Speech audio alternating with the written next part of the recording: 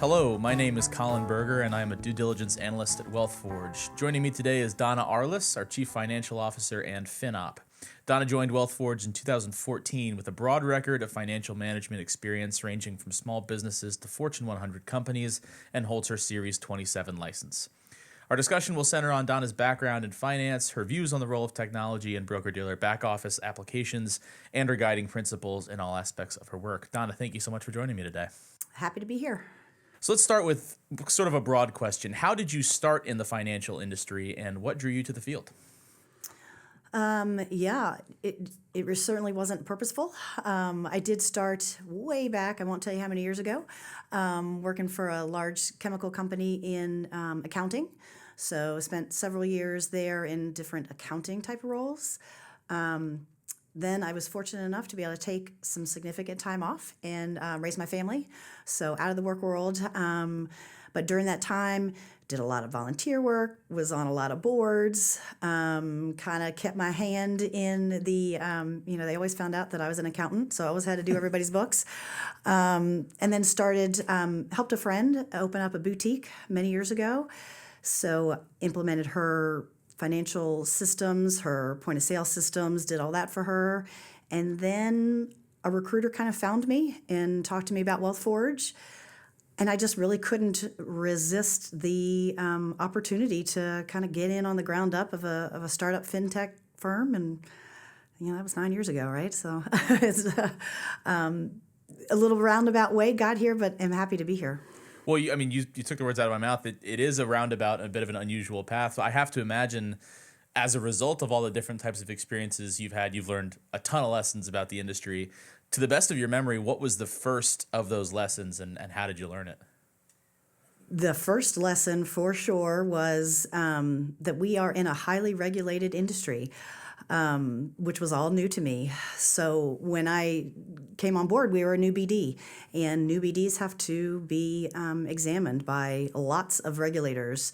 So at that time, we had shortly after I started, we had FINRA in the office, we had SEC in the office, we had Virginia Security Commission in the office, and it was a little overwhelming. So quite honestly, when I first started, our onboarding at WealthForge was a little immature, right? We were a small firm and didn't really know how to onboard new folks, so I wasn't introduced necessarily to the other team, even though it was a small team. And I found out later that a lot of folks thought I worked with the SEC, that I was representing the SEC, and they kind of stayed as far away from me as possible because they thought I was a regulator and not one of them. So that was for sure the first lesson is we have to play nicely with all our regulators. Well, you certainly don't work for the SEC, and we're all very grateful. You are our Chief Financial Officer, and in that capacity, I want to ask, broadly, how do you view your role as CFO and FinOp, and then more specifically, what goals do you have for the culture, values, and priorities of your department, and how do you go about implementing those in your role? Yeah, in my role, it's multifaceted, right? So as the CFO, right, I'm responsible for all of our financial filings, right? So we, have our annual audit and our monthly, quarterly, and annual financials that need to be published. So that is my chief role, is to make sure that we are, our net capital compliance and our financials are in good order every day. But in addition to that, I play an operational role. So I work with our operational teams.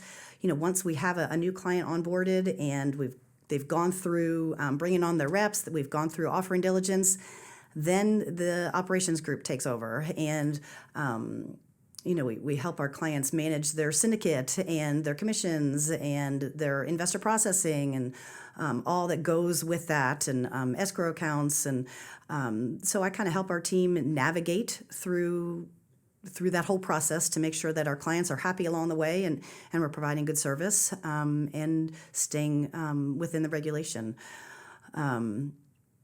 As far as our culture, so I feel that as one of the leaders in our group, it's my responsibility to encourage growth, right? So we've worked hard over the years to develop career paths for our folks. We tend to hire a lot of folks right out of college, right? And they come in as an analyst, and we try to provide them opportunity education. We allow them and want them to get exams and further their career, help their personal growth, help their career growth, and give them different opportunities to learn all the different things that we do in our department. So I'm kind of passionate about that, and I feel strongly about helping our group succeed personally and professionally.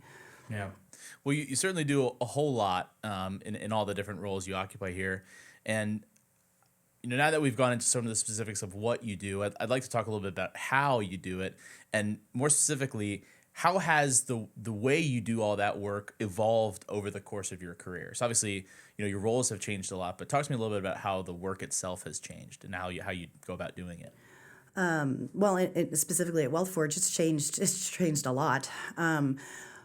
When I first came to WealthForge, as I said, we were pretty small, and we all wore multiple hats, right? So, I did HR, I did office management stuff, I was responsible for finance on both sides of our business, the BD and our tech side, and as did everyone else. We all wore a lot of hats. But as we grew, and specifically as our broker-dealer grew, we knew we needed to have a dedicated FinOps CFO that their primary responsibility was the broker-dealer. So, what started as lots of juggling still is a lot of juggling, but it's more focused on our broker-dealer. So there has been some evolution there. All right, Donna, let's dig a little bit deeper on BD back office technology. So let's start by defining that. What is BD back office technology, and what does that mean to you? So it's a pretty broad term, right? So I believe that BD back office technology is a way for a broker-dealer to entangle, right, all of our processes that we do. So, we've got an offering diligence team, we've got an operations team, we've got rep supervision, we've got investor processing, we've got lots of different processes that we do, and we really can't do them all in silos. We need to work together and know what each other is working on, and we don't want to duplicate efforts, we don't want to make assumptions, so a technology will wrap all those silos together so that we have one source of information that we can all feed off of and do our individual tasks, but it allows everyone visibility into what we're doing, and all the departments can work together. Got it. So how has that type of technology benefited your work? How have you seen it benefit what you do? Well, we have been installing, we've been working on implementing a technology for years at WealthForge, and we've seen so many benefits. The one benefit that we sought when we first started this initiative was scalability, right? So we were growing, and we still are growing so fast. And to keep up with our growth and all of our new clients, we needed to find a way to scale without just adding more bodies.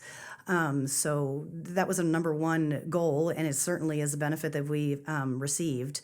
It also enables you, as any technology will enable you to work more accurately and more efficiently. For sure, we've seen those benefits. And it also automates what some folks that are maybe more my age might know the term a tickle file. So, back in the day, we would have a tickle file that we would have on our calendar, for instance, or literally a file of paper that you would write yourself a note in the future. So for future self, don't forget to do this at a certain time. Right. Well, now we've got systems that kind of tell us to do that, so we don't have to remember, and we don't have to have a tickle file. So those are the benefits that we've seen internally, and I think it's also enabled us to make our clients a lot happier because we can give them feedback and data much more quickly because it's all it's all automated. I would think those would be the biggest benefits that we've seen.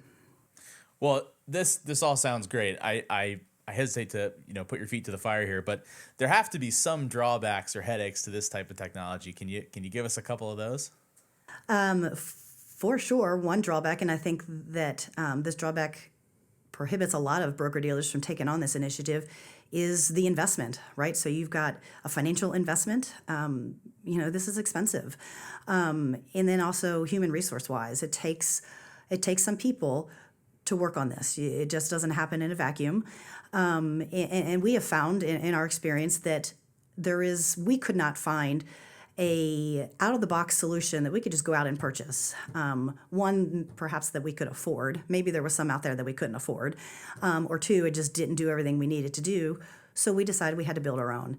And again, it costs some money and some people to do that, but the benefits way outweigh the drawbacks in our experience. Well, and then so you went out and you built this thing because you couldn't find any alternatives that were suitable that already existed. Talk to me a little bit more about how you implemented it, because building it is one thing, but actually integrating it into the flow of your business such that it works for you and works for your clients, that's another big hurdle to clear. So how did you guys go about doing that?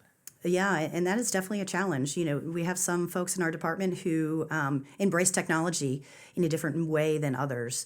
And the thing that we did that I think really worked well for us is we documented our processes, our manual processes, right? So we had a lot of manual processes. Back in the day, we had lots and lots of spreadsheets, lots of, we all collaborated, right? So if there was something that needed to happen, there was lots of, I'm going to sit with my spreadsheet, you're going to sit with your spreadsheet, and we're going to go in, we're going to tick and tie, and we're going to go through this and figure out how to break escrow or whatever the task was that needed to get done. And we took the time to really document our manual processes. And we did, we slowly evolved, right? So we went from lots and lots and lots of different spreadsheets to a master spreadsheet that we used, right? So we spend a lot of time with someone in-house documenting our processes to come up with what we call the workbench. And it was a fabulous tool, but again, it was Excel, and it had a lot of limitations. But by us building the workbench, it helped us then when it was time to build something much more mature and a much larger scale, our back office technology that we have right now. Because we had everything well documented in a manual way, we were able to take those manual processes and put them into our development. And some people in the department had an easier time than others because sometimes it's just hard to get your processes automated. Right. So it continues to be a work in progress. Yeah, of course. All right, so I want you to let's play a hypothetical here for a second. So suppose you were going to create a brand new technology for use in a BD. I'm going to make you choose only 3 core functionalities that you would implement before anything else. So I know there's a lot of things you like technology to do. I'm going to force you to think of just 3. So if I told you can only implement 3 core functionalities at first before anything else, what would those be and why? I think the first one, and I'll do this in order, I think the first priority would be, well, maybe it's not the first priority, but an important priority is transparency, right? So we have found that our clients really like to know our status of what we're doing. They ask us to do work for them, and they want to know what the status is. Where are we in that process? And we could email, we could call, but if we have a system that is transparent and allows our clients to interact with us through that system so they can see, I can see this offering is in diligence, and I can see that this investor has been received, but it needs, there's some follow-up I need to do some work on, and we can work with our clients through a transparent system. I think it's just golden. I think it just makes for a really nice client interaction. So transparency would be a high on my list of core functionality. Flexible reporting would be another. So while we do like to work with our clients through our system, to be able to just go in and pull reports is important. And it kind of sounds basic, but a lot of systems don't have core reporting functionality. So I think that's important. And then finally, the last thing that I think a back office system should have is the ability to import and export.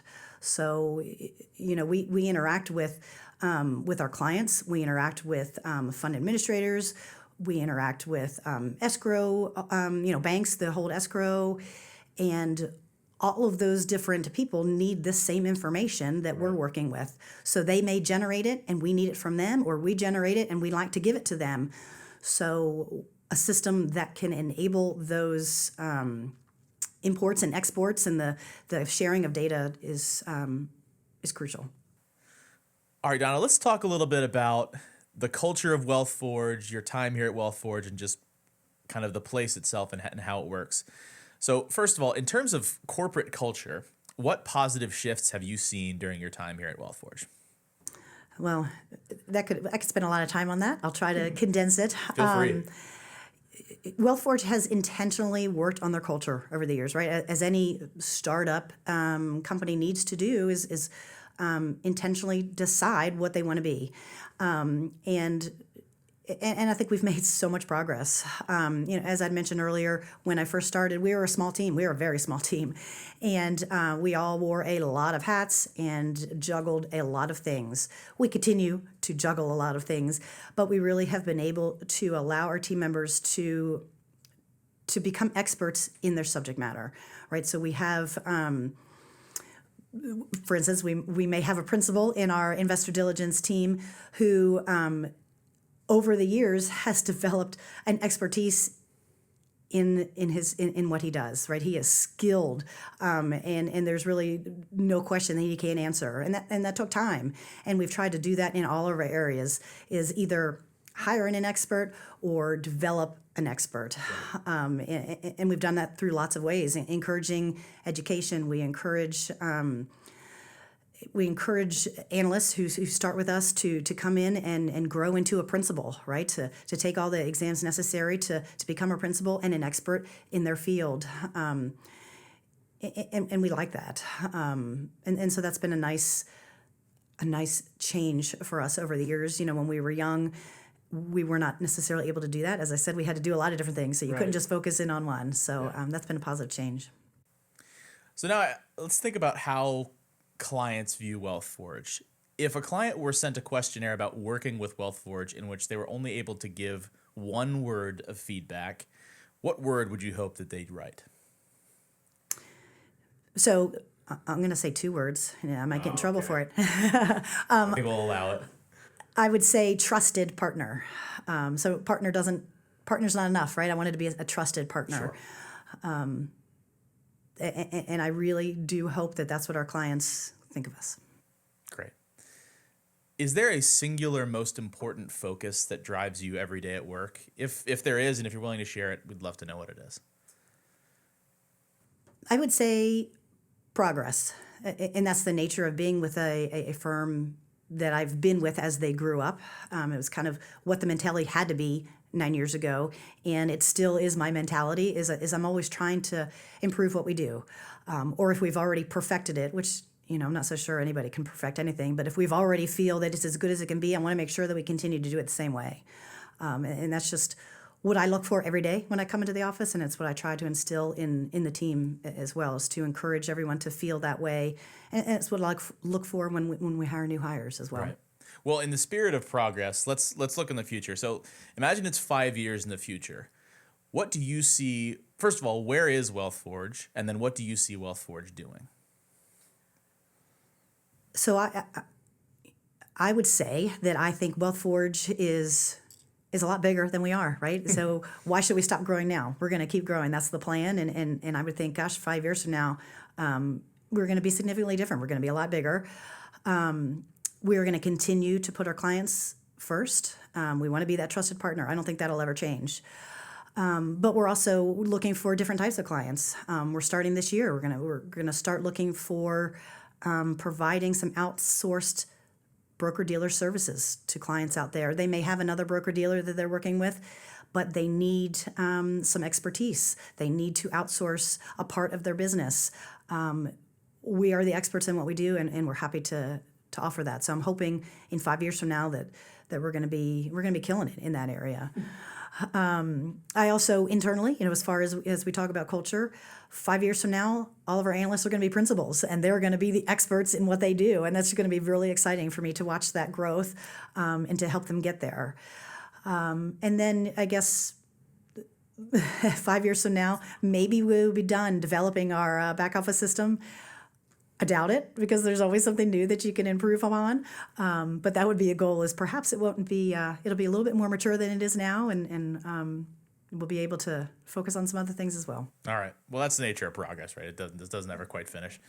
All right. So final question, and feel free to be as brief or as expansive as you like on this. What to you makes WealthForge special? And that's a really good question. I wouldn't stay with a firm for 9 years if it wasn't special, because I truly do believe that WealthForge is special. I was asked once, what is it that you like best about WealthForge? So it's a slightly different question.